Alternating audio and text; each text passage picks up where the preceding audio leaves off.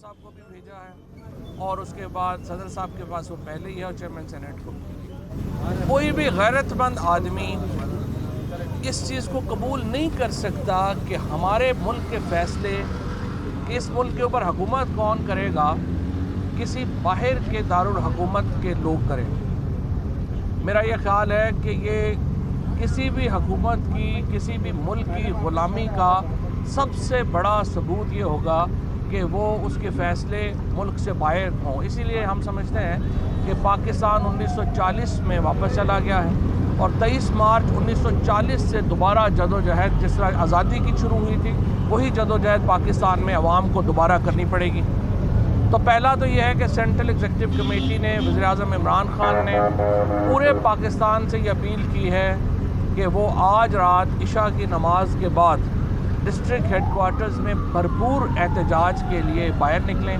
पाकिस्तान तहरीक इंसाफ के कारकुनान, शहरी, फैमिलीज़, बच्चे, बड़े, उन तमाम से हमारी अपील है कि इशा की नमाज के बाद वो बाहर निकलें। और हमने जो डिस्ट्रिक्ट के मकामात हैं वो सोशल मीडिया के ऊपर शेयर कर दिए हैं कि हर ज़िले में कहाँ पे मरकज़ी मामला होना है, उसके ऊपर वो वहाँ पर पहुँचें और उसमें अपने एहतजाज में शरीक हों। उसके बाद शाह महमूद कुरैशी साहब को आज हमने नॉमिनेट किया है अपना वज़ीर-ए-आज़म का कैंडिडेट। इसका जो इलेक्शन लड़ने के दो बुनियादी मकासद हैं। एक तो ये कि हम शहबाज शरीफ के कागज़ात को चैलेंज कर सकें। हम समझते हैं ये बहुत ही जुल्म की बात है कि शहबाज शरीफ, जिनके ऊपर 16 अरब रुपए की जो टीटीज़ का केस है, जिस दिन उनके ऊपर फ़र्द जुर्म आयद होनी है उस दिन वो पाकिस्तान के वज़ीर-ए-आज़म के लिए इलेक्शन लड़ रहे होंगे। ये इससे ज़्यादा तौहीन आमेज़ पाकिस्तान के लिए क्या बात होगी कि एक फ़ॉरेन इम्पोर्टेड हुकूमत, एक फ़ॉरेन सेलेक्टेड हुकूमत पाकिस्तान के ऊपर इम्पोज़ कर दी जाए और शहबाज शरीफ जैसे शख्स को उसका सरबराह बना दिया जाए। लिहाजा कोर कमेटी की रिकमेंडेशन ये है कि वज़ीर-ए-आज़म इमरान खान को उन्होंने ये कहा है कि हमें असम्बलियों से मुस्ताफ़ी हो जाना चाहिए और उसके लिए हम कौमी असम्बली से शुरू कर रहे हैं। अगर शहबाज शरीफ के कागज़ात के ऊपर हमारे ऑब्जेक्शंस नहीं होते तो कल ही हम ये रेजिग्नेशन जो है वो दे देंगे। आज रात को पार्लिमानी कमेटी का, पार्लिमानी पार्टी का इजलास यहीं बनीगाला में तलब कर लिया गया है। पार्लिमानी पार्टी में ज़्यादातर इस्तीफ़े वो पहले ही प्राइम मिनिस्टर साहब को दे चुके हैं। अब अगले मरहले में हम जो उनसे दोबारा रात को जो है वो इसके ऊपर एक उनसे इस्तीफ़े तलब करके और मुशावरत करके हम इंशाअल्लाह ये जो मूव है हमारी इस तरफ बढ़ेंगे। हमारे नज़दीक ये पाकिस्तान के अवाम के मुंह के ऊपर एक तमांचा है। जिस तरह से ये सब कुछ हुआ, हम इसको मुस्तरद करते हैं, पाकिस्तान के अवाम इसको मुस्तरद करते हैं। पूरी कौम इस वक्त इमरान खान से एक रहनुमाई की तवक्को करती है। पूरी कौम इस वक्त पाकिस्तान तहरीक इंसाफ से ये तवक्को करती है कि वो इस गैर मुल्की साजिश के लिए सड़कों पे निकलेंगे, वो एक जदोजहद में जाएंगे। और हम ये समझते हैं कि अगर हमने इस वक्त कौम को मायूस किया और एक बड़ी मूवमेंट की क़यादत इमरान खान ने नहीं की तो ये पाकिस्तान की सियासत के साथ, पाकिस्तान के आइन के साथ एक धोखा होगा। और इसके अलावा कोई और चारा नहीं है कि हम इस गैर कानूनी हुकूमत को मुस्तरद करें और पूरे मुल्क के जो अवाम हैं वो तहरीक इंसाफ के साथ इस बड़ी मूवमेंट में आज रात इशा के बाद ही शरीक हों। हम उसके बाद एक भरपूर और जामे प्लान देंगे और मुझे इंशाअल्लाह ताला उम्मीद है कि हम अगले चंद महीनों में, ये चंद हफ्तों में हम इंशाअल्लाह मुल्क में नए इंतखाबात की तरफ बढ़ेंगे। नए इंतखाबात के अलावा पाकिस्तान में कोई हल नहीं है इस बहरान का। और ये बहरान जिन्होंने भी पैदा किया है, जिनने मिल के पैदा किया है, उन्होंने पाकिस्तान की रियासत के साथ दुश्मनी की है। हम समझते हैं कि सुप्रीम कोर्ट के फ़ैसले से जहाँ पर हमें उम्मीद थी कि वहाँ पे हल निकलेगा बहरान का, उनके फ़ैसले से ये बहरान ज़्यादा पेचीदा हुआ।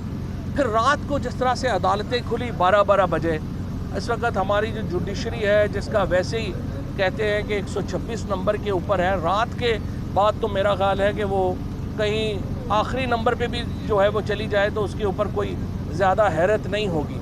जिस तरीके से रात को जुडिशरी को रात 12-12 बजे जज साहबान जो हैं वो आए किया, वो एक ऐसी बात है जिसको पाकिस्तान के लोगों ने दिल से नापसंद किया है। और तमाम इस वक्त जो पाकिस्तान का सोशल मीडिया है वो इन चीज़ों को देखा, उस पर उसका इजहार हो रहा है। बहरहाल हमने ये फ़ैसला किया है एक बड़ी तहरीक चलाने का वज़ीर-ए-आज़म इमरान खान की क़यादत में। तहरीक इंसाफ इसके लिए पूरी तौर के ऊपर तैयार है और तमाम लोगों से हमारी अपील है आज इशा के बाद निकलें और जब तक हम इस हुकूमत को इस्लामाबाद के ऐवानों से उठाकर बाहर नहीं फेंकेंगे पाकिस्तान में ये नापाक हुकूमत कायम रहेगी। उस वक्त तक पाकिस्तान के किसी इदारे को कोई सेंटिटी हासिल नहीं होगी और ये इंशाअल्लाह ताला हम आज रात से ही शुरू करेंगे। बिस्मिल्लाहिर्रहमानिर्रहीम। पूरी कोर कमेटी ने आज वज़ीर-ए-आज़म इमरान खान जो हमारी पार्टी के चेयरमैन भी हैं उनको खराज तहसीन पेश किया है। जिस तरीके से उन्होंने इस इम्पोर्टेड हुकूमत के ख़िलाफ़, बैरूनी साजिश के ख़िलाफ़, कौमी खुद मुख्तारी के लिए, मुल्क की सालमियत के लिए, कौमी गैरत के लिए जिस तरीके से उन्होंने डट के मुकाबला किया है, पूरी कोर कमेटी ने उनको खराज तहसीन पेश किया है।